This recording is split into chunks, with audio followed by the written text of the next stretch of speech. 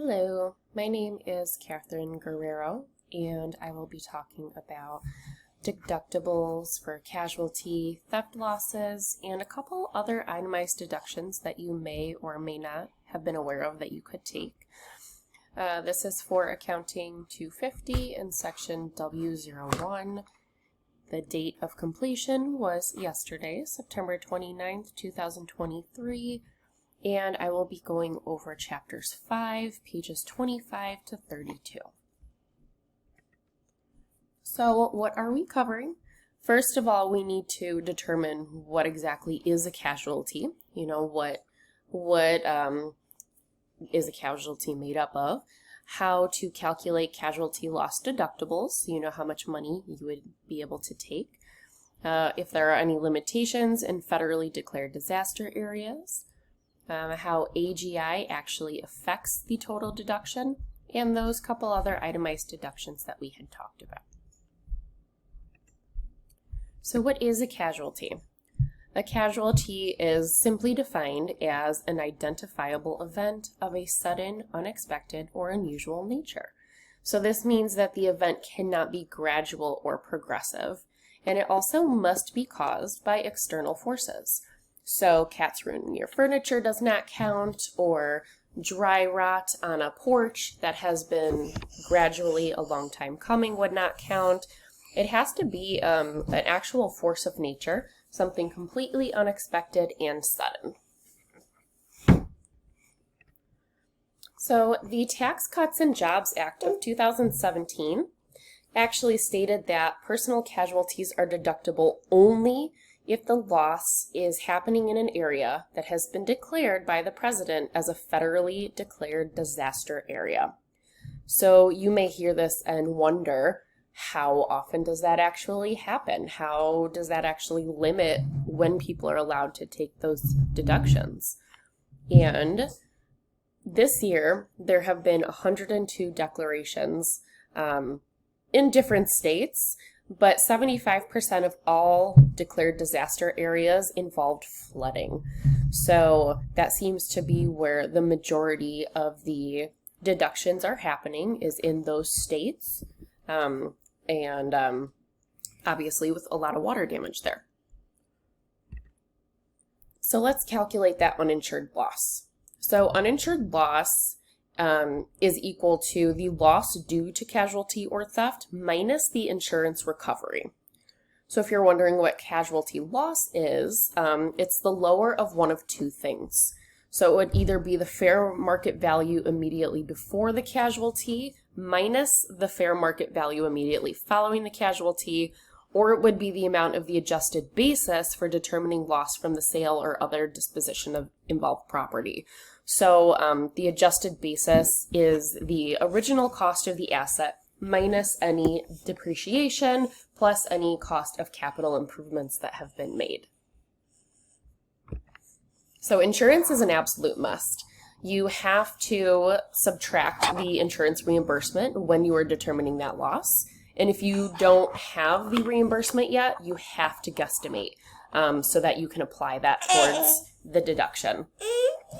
Insurance claims must be filed for any personal or theft loss, because if you do not have insurance and you do not have an insurance claim, there will absolutely be no deduction.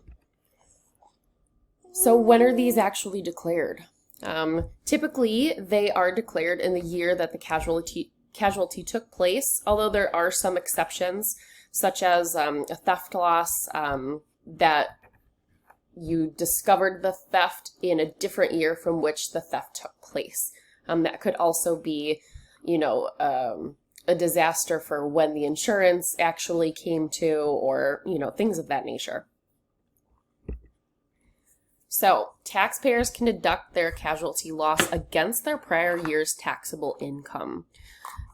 You have to file an amended return on Form 1040X and include the casualty loss in the calculation. The taxpayer can then have immediate assistance, so they don't have to wait. So that's kind of a cool loophole, I think.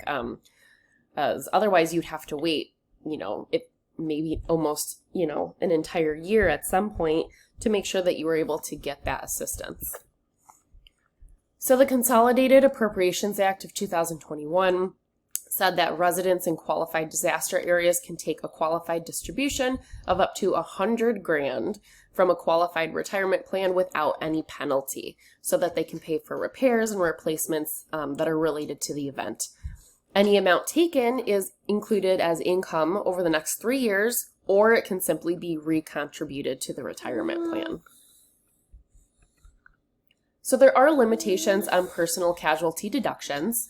Each casualty is reduced by $100. So if you had a tornado come through and you had property damage to your car and your house, it wouldn't be per casualty of $100. It's just the whole tornado incident. So it would just be $100 for both the car and the house.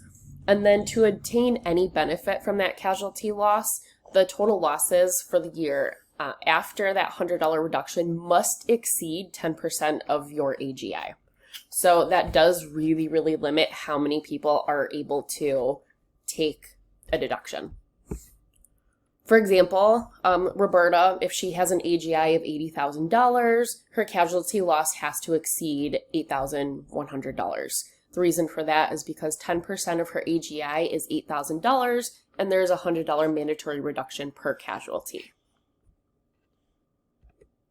So those other itemized deductions I had mentioned, they may be gambling losses, which I was unaware of, actually, that you could take those. But you can only take them to the extent of your gambling winnings. This can include things like bingo, lottery tickets, raffle tickets. And then there is also casualty and theft losses of income-producing property that you could take as well. So in conclusion, I think casualty and theft deductions are extremely limited, and most taxpayers are not going to qualify for that unless there's a substantial loss in a presidentially declared disaster area. There are acts in place to help taxpayers get relief assistance immediately, as well as the option to borrow against their retirement savings, so it does give them some options. And you must have insurance and file a claim, or there's no chance of deduction. So although we had previously mentioned that 75% of those presidentially declared disaster areas were due to flooding, if you have any experience or knowledge of, places where hurricanes have hit, very limited people have flood insurance, and a lot of flood insurance doesn't even cover a lot of damages like that. So it's something to take into consideration. All right. Thank you for listening to this. I hope it was at least slightly informative for you, and I look forward to the rest of your presentations.